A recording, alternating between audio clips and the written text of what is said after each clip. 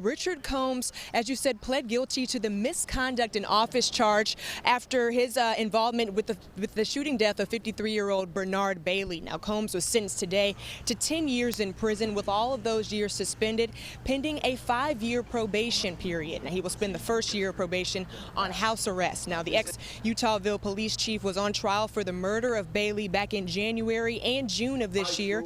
Both of those trials ended in a mistrial after the jury wasn't able to make a decision. Now, this all started in a traffic stop when Combs pulled Bailey's daughter Brianna over one night, and Bernard Bailey came out there to help her. Now, Combs later tried to serve Bailey an arrest warrant for obstruction of justice, and as Bailey was trying to actually leave the police department, Combs came toward his vehicle and shot him. And there were questions about what happened leading up to those moments of the shooting. Combs said it was self-defense. The state said it was murder. But today, Bailey's family is just happy that there is some sort of closure after 4 years of waiting.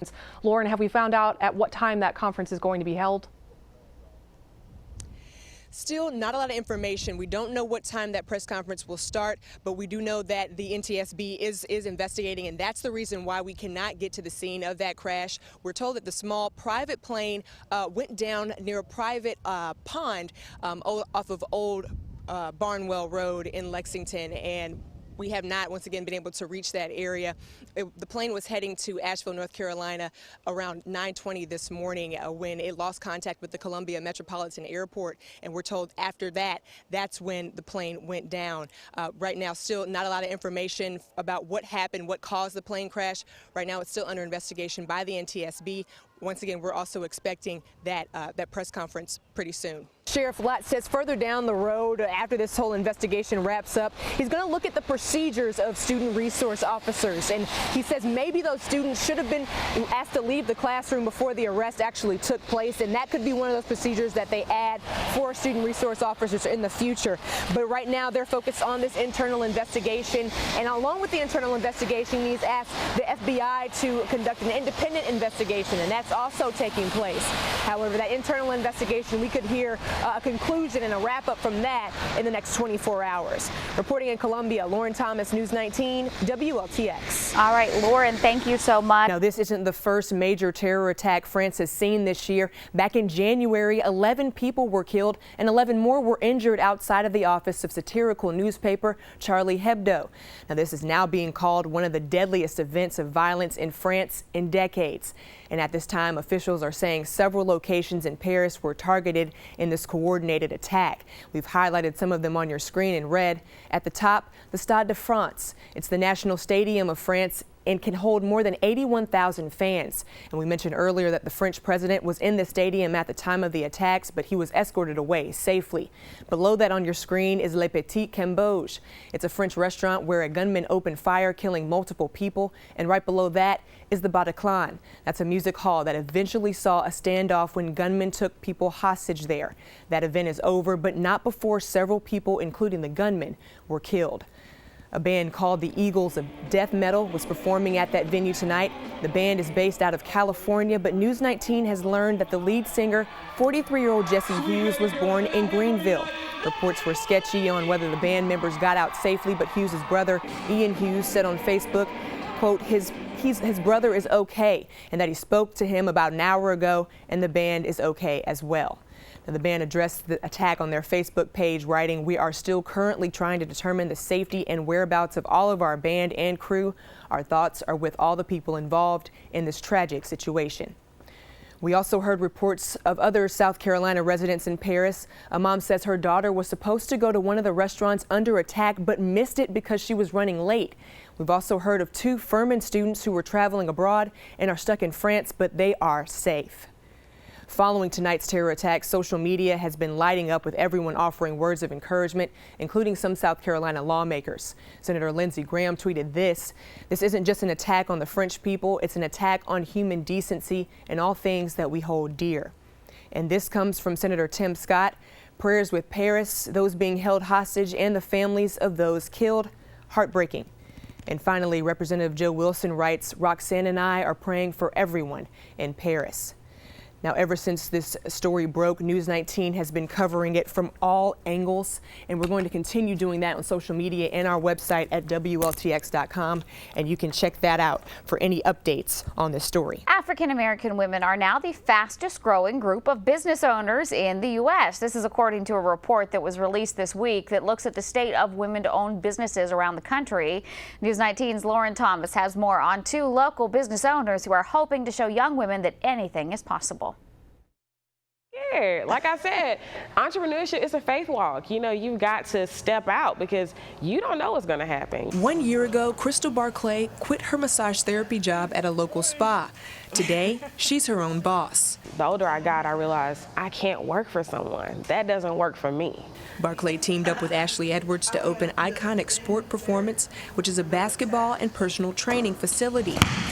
As a former collegiate basketball player, Edwards drills her clients on the true fundamentals of the game, but making that crossover to business wasn't easy. Being a black woman owning a sport business is crazy because, like I said, I'm the lead basketball trainer, and basketball, women's basketball, everywhere is ran by men, especially in Colombia. Iconic Sport Performance is one of 1.3 million black female-owned businesses popping up around the nation.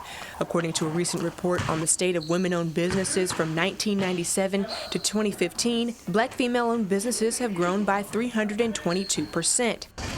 Here in the Midlands, Thomas Media Group CEO Darren Thomas says he's seeing more businesses in the health field. Where we have seen a growth has been in the non-traditional business sector, or businesses that you traditionally have not seen African Americans or African American women in particular. That's especially true for Barclay and Edwards. Since our business is open, I mean, it's just been a beautiful process. We're not talking about a glass ceiling anymore. You know what I mean? It doesn't exist because we've created our own everything. At the ages of 24 and 28, Barclay and Edwards are living their dream. Their only hope is to inspire their clients to step out on faith and shoot for their own dreams, too. In Columbia, Loren Thomas, News 19, WLTX. African American female-owned businesses make up 14% of women-owned companies around the country. For a complete look at this report, you can head to our website, WLTX.com. A lawsuit now has been filed against the city of Columbia for an emergency weapons ban that went into effect last week. News 19's Loren Thomas joins us live in the Information Center with more on that. Loren? Well, JR, this lawsuit was filed yesterday, and it says the city is ignoring the rules of the state and the Constitution. It also says that banning weapons around the State House is unconstitutional and possibly dangerous.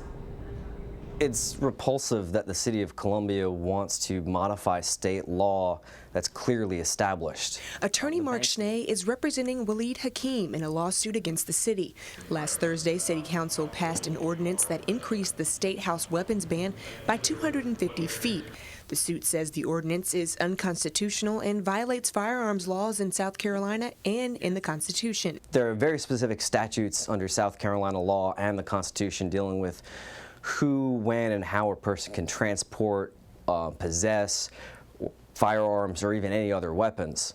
The fact that the city's passed an ordinance that completely modifies that is in direct conflict with the law and in fact in conflict with their charter as a municipal organization. Schnee says the ban affects more than State House grounds. The State House grounds are essentially a semi-private public piece of property. This ban deals with roads, public buildings, private offices, restaurants, banks.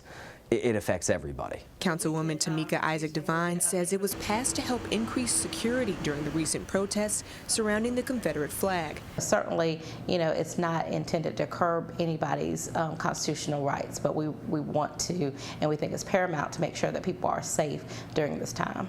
Both Hakeem and Schnee are concerned that more bans could pop up in the future. My biggest concern isn't this ordinance by itself for 30 days. It's what they will do with it again in the future and after.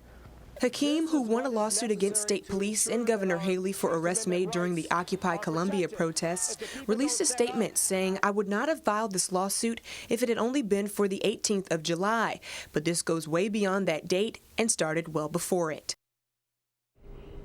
Now, that July 18th date is brought up in the city ordinance as why they decided to pass it because of those rallies scheduled for tomorrow. However, Councilwoman Devine says they will reconsider how long the ban will continue during their meeting on Tuesday. In the Info Center, Loren Thomas, News 19 WLTX. As Midlands families continue to recover from the flood damage, one local Catholic church and their charity is hoping to help people get back on their feet by providing all the basic furniture a family needs. News 19's Loren Thomas explains.